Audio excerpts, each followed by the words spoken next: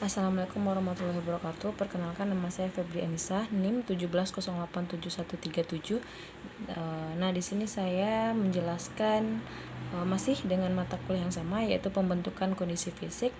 Nah, dengan masih dengan buku yang sama, yaitu buku Bompa. Di sini saya membahas tentang bab ketiganya. Nah, di mana isi bab ketiganya yang pertama yaitu faktor latihan. Faktor pelatihan atau faktor latihan. Di sana ada yang pertama persiapan jasmani, persiapan fisik umum, persiapan fisik yang lebih spesifik, kesempurnaan dari kemampuan biomotorik yang spesifik, latihan sebagai alat utama persiapan fisik, persiapan teknik juga dibagi dua, ada teknik dan gaya, dan ada teknik individualisasi, formasi pelajar dan keterampilan karakter, evolusi teknik, persiapan taktik, dan spesifikasi persiapan taktik. Nah, perencanaan awal dari perencanaan permainan, setelah itu penyempurnaan teknik dan persiapan taktik, koreksi teknik dan persiapan taktik, dan persiapan teoritis. Nah, di sini saya mencoba sedikit menjelaskan tentang pertama yaitu faktor dari pelatihan. Nah, faktor-faktor menjadi fundamental untuk pelatihan yang pertama yaitu ada fisik, teknik, taktik, psikologis, dan teoritis. Semua itu harus tergabung dalam semua program atlet. Nah, faktor pelatihan merupakan bagian penting dari program latihan ataupun selepas dari usia, potensi individu, tingkat persiapan, dan fase pelatihan. Namun, di sini penekanan yang relatif yang ditempatkan pada masing-masing bervariasi sesuai dengan ciri-ciri atas karakteristik olahraga yang dipilih. Nah, di faktor pelatihan ini di buku Bompa juga ada seperti piramida. Nah, di piramida paling bawah yaitu fisik, persiapan fisik. Setelah itu di atas persiapan fisik yaitu persiapan teknik. Habis persiapan teknik baru persiapan taktik. Setelah persiapan taktik baru persiapan psikologis dari atlet kita. Nah, selanjutnya yaitu persiapan dari jasmani. Persiapan jasmani harus dianggap sebagai salah satu yang paling banyak dan dalam beberapa kasus unsur terpenting dalam pelatihan yang diperlukan untuk mencapai kinerja yang tinggi. Nah, tujuan utamanya adalah untuk meningkatkan potensi fisiologi atlet untuk mengembangkan kemampuan biomotorik ke standar tertinggi. Dalam program latihan yang terorganisasi secara fisik, persiapan dikembangkan dalam urutan berikut. Yang pertama, persiapan fisik secara umum. Yang kedua, persiapan fisik secara spesifik atau lebih mengarah kepada olahraga yang dipilih. Setelah itu baru tingkat kemampuan biomotorik yang tinggi. Nah, dua fase pertama itu dikembangkan dalam fase persiapan ketika pondasi yang dibangun kokoh. Baru kita masuk ke tahap yang ketiga secara spesifik untuk periode komparatif.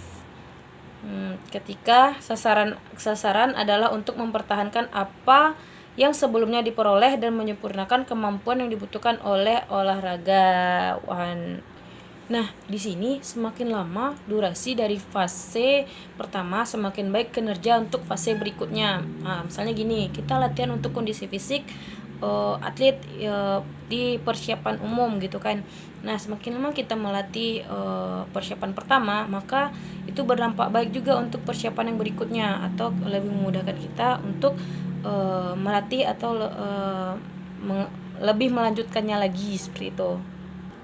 Nah, di sini juga ada poin pentingnya yaitu tentang tingkatan pelatihan yang tinggi dengan intensitas yang harus unggul. Sewaktu program pelatihan yang berkembang, intensitas meningkat sesuai dengan kebutuhan olahraga itu. Dalam beberapa kasus, karakteristik dinamis olahraga itu menuntut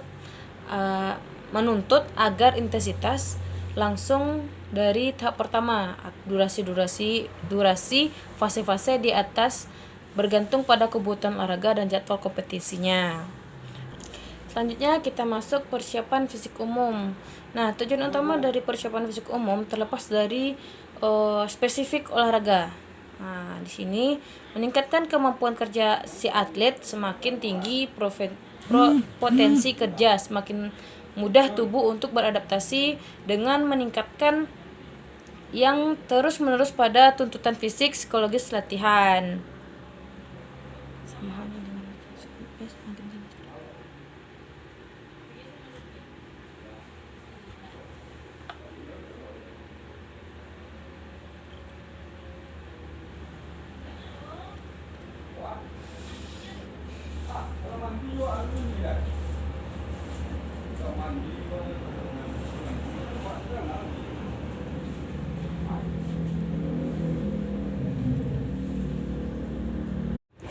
Nah, kita lanjutkan setelah persiapan umum, kita masuk dalam persiapan fisik yang lebih spesifik. Nah, dibangun atas fondasi yang diciptanya dari persiapan umum tadi, tujuan utama dari persiapan fisik spesifik ini untuk memajukan perkembangan fisik atlet sehubungan dengan fisiologis dan karakteristik metodis dari olahraga. Tingkat kinerja yang dicapai oleh semua atlet begitu tinggi sehingga ditingkatkan sangat tinggi spesialisasi fisiologis yang menonjol dengan kompetisi yang berhasil. Nah, dalam persiapan fisik yang lebih spesifik ini Yakovlev menyatakan 1967 menyatakan bahwa suatu organisme yang sebelumnya dibentengi dan diperkuat dengan perkembangan tingkat fisiologis yang lebih tinggi dengan lebih mudah. Oleh karena itu, peningkatan ketekunan secara spesifik dapat meningkatkan suatu program-program pelatihan untuk mencapai kapasitas demikian, didahului oleh pengembangan ketekunan secara umum atau penekanan kekuatan secara umum. Menurut Ozolin 1971 menyatakan bahwa para atlet yang mendapatkan program intensitas menengah sangat berhasil dalam berbagai aktivitas yang berlangsung lama dan menunjukkan potensi fisiologis yang tinggi. Seperti yang kemarin kita cobakan sebelum kita perkuliahan online. Nah, kita melakukan percobaan tentang program latihan daya tahan dengan menggunakan intensitas yang sedang atau rendah, itu bisa bertahan dengan sangat lama tanpa ada rasanya kelelahan yang berlebihan. Nah, selanjutnya adalah kemampuan dari kesempurnaan dari kemampuan biomotor yang spesifik. Nah, tujuan utamanya adalah untuk meningkatkan dan menyempurnakan kesanggupan biomotorik yang spesifik dan potensi atlet untuk memenuhi kebutuhan spesifik olahraga yang dipilih itu. Selanjutnya adalah latihan sebagai alat utama persiapan dari fisik. Nah, di sini latihan adalah tindakan motorik yang diulang-ulang secara sistematis, merupakan sarana utama latihan untuk meningkatkan performa atlet. Jadi, jika seseorang atlet tidak melakukan latihan selama 1 kali atau kurang dari 3 kali dalam seminggu, maka performanya akan turun kembali kepada 0. Nah, itu yang saya dengar saat Pak Hendri menjelaskan. Ketika seorang atlet yang sudah terbiasa latihan dan dia tidak mengulang kembali latihannya, maka dia kembali ke titik 0. Melakukan latihan menyediakan pengembangan fisik dan juga mengembangkan sifat-sifat estetika dan psikologi. Bakar 1972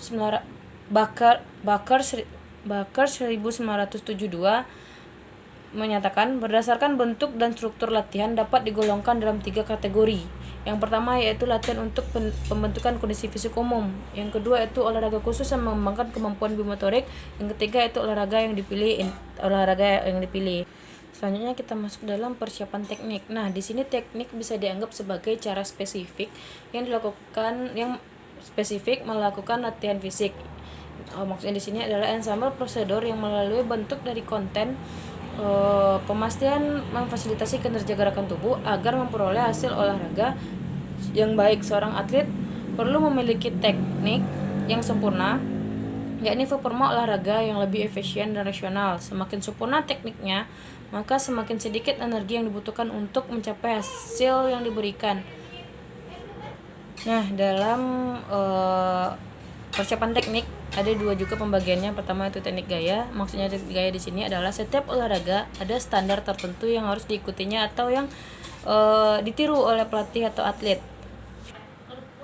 Nah, agar model diterima secara luas dan harus sehat secara biomekanik dan efisien secara fisiologis, teknik seorang juara jarang harus dianggap sebagai model. Tidak boleh itu. Karena teknik seorang juara tidak selalu cocok dengan dua kondisi di atas. Oleh karena itu, menyalin teknik seorang pemenang tidak dianjurkan.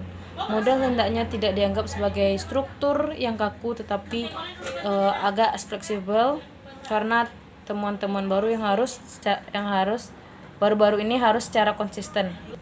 Selanjutnya itu formasi belajar dan keterampilan. Pembelajaran didefinisikan sebagai perubahan dalam perilaku seseorang yang menjadi suatu praktik atau perubahan dalam tingkat keterampilan seseorang sebagai akibat dari percobaan-percobaan yang berulang. Jolin 1971 memperhatikan bahwa teknik mengumpul berlangsung dalam dua tahap. Yang pertama itu fase pembelajaran, di mana tugasnya adalah untuk menampilkan teknik ini, struktur pergerakan yang tepat dan melakukan keterampilan tanpa gerakan dan diupayakan yang tidak berguna. Durasi fase ini sekitar 2 tahun.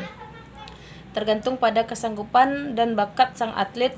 Secara kompleksitas keterampilan yang diperlukan yaitu teknik lari jarak dapat diperoleh dalam 2-6 bulan.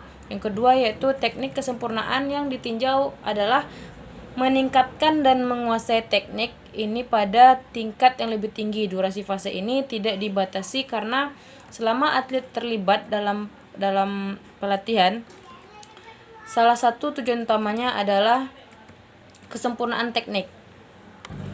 Perolehan sebuah keterampilan tidak terjadi secara sekaligus, tetapi melalui 3 fase menurut Kristofnikov 1951. Yang pertama, selama tahap pertama berkat koordinasi syaraf dan otot sangat lemah, terjadilah gerakan yang tidak berguna. Radiasi syaraf atau penyebaran impuls syaraf di luar jalur normal. Konduksi merangsang otot tambahan. Pelatih tidak boleh salah menilai kekurangan koordinasi saraf dan otot sebagai potensi bakat yang tidak cukup, melainkan sebagai realitas fisiologis. Yang kedua, fase gerakan tegang. Yang ketiga, tahap menegakkan keterampilan motorik melalui koordinasi yang memadai dari sistem saraf. Dengan demikian, keterampilan atau stereotip dinamis terbentuk. Selanjutnya, karakter evolusi teknik.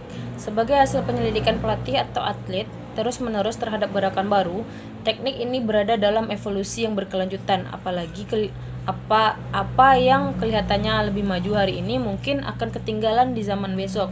Konten yang teknik persiapan teknis tidak akan pernah tetap sama. Selalu terjadi peningkatan untuk kedepannya.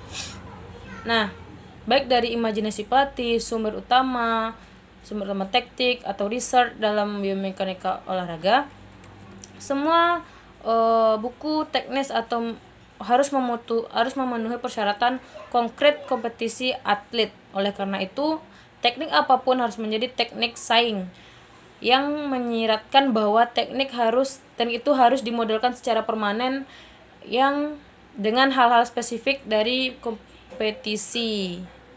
Nah, selanjutnya persiapan taktik. Seperti yang kita ketahui, taktik merupakan strategi. Strategi adalah komponen penting dari pelatih dan kosakata atlet. Walaupun kedua bidang ini dimasukkan untuk mengacu pada hal yang sama, tapi seni penampilan keahlian dalam kompetisi melawan secara langsung tidak atau tidak langsung, keduanya menunjukkan konsep yang agak berbeda. Kedua istilah ini dipinjam dari kamus militer yang berasal dari Yunani, yaitu strategios, yang dalam bahasa Yunaninya berarti umum, atau seni general, sedangkan taktika mengacu pada hal-hal pengaturan dalam teori perang.